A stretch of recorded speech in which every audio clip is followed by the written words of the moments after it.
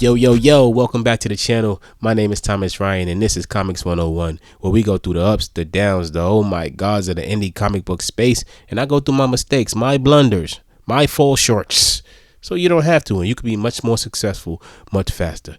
So let's get into the episode.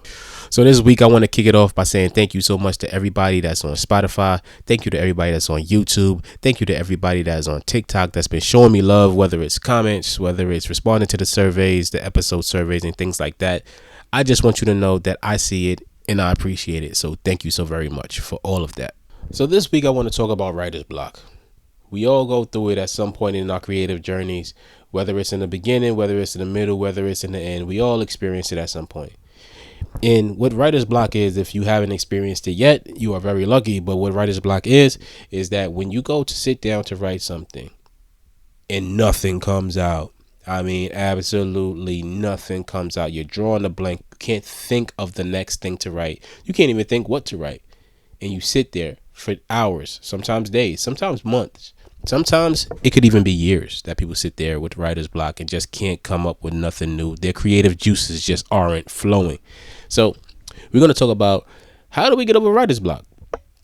I'm going to go over some tips that I've learned about writer's block and how to remedy that and how to get through that. So for starters, writer's block is it really has a lot to do with almost like your ego.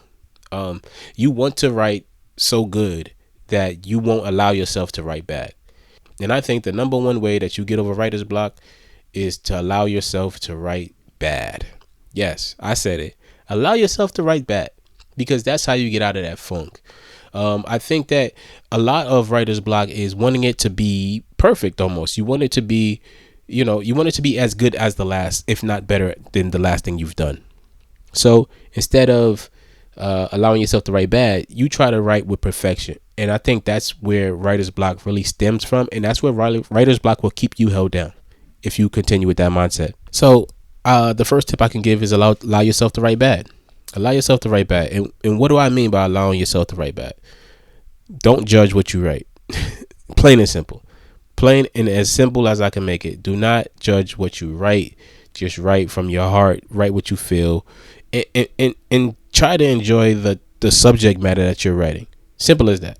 So when I say allow yourself to write bad, allow yourself to write beneath the level that you know that you can write in order to get something out and get something on paper. That is like the number one remedy to writer's block. As long as you know what happens next within your story, you will never have writer's block. One of the ways that I get through writer's block is to go and write something called a mud draft. And if you don't know what a mud draft is, it's something that I spoke about in my course, Comics 101. It's my free course, and it's pretty much a draft of every single thing that happens within a story.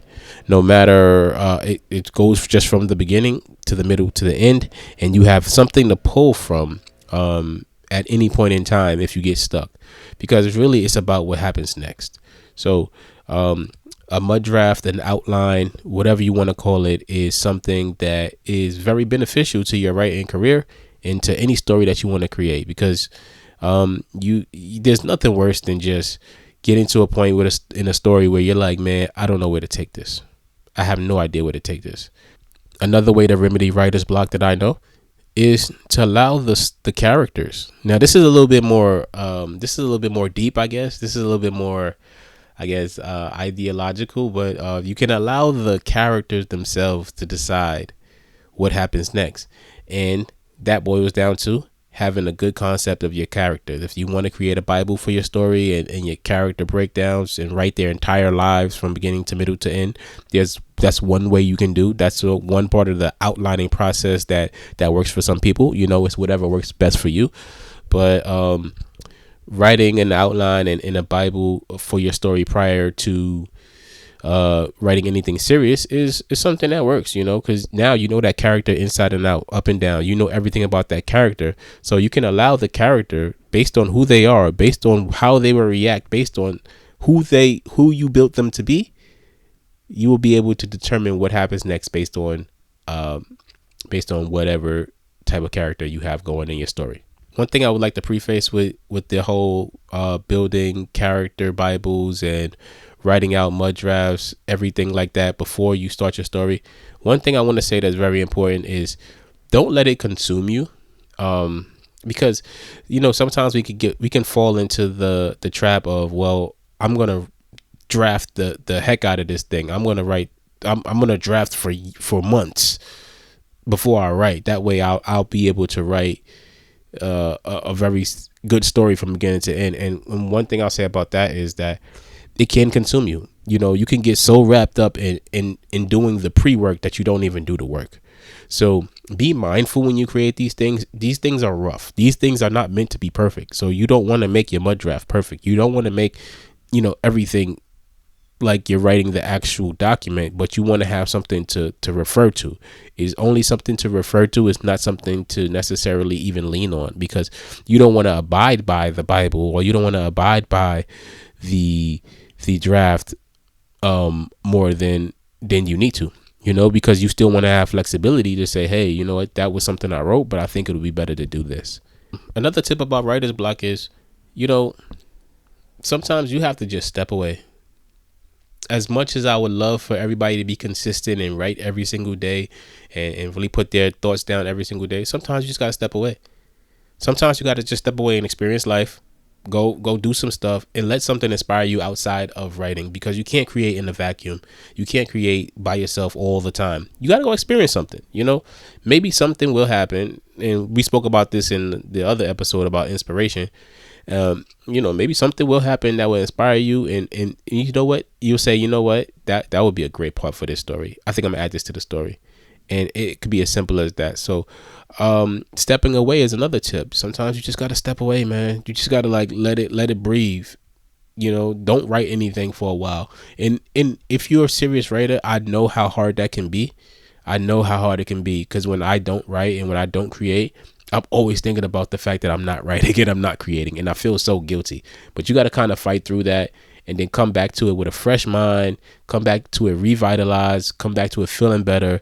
And at the end of the day, you'll be able to jump right back into the story without forcing anything, or at least with the energy to continue on and really try to figure things out. There are other tips about writer's block that people say, like some people say, just write words. If you can't think of anything, just write random words on the paper. Type random words into the document. Write something. If you just absolutely cannot write something, and make sure that you get something down. But the real idea is to not force it, and to step away if you have to. There is some guilt that you can feel sometimes when you want to step away from the work.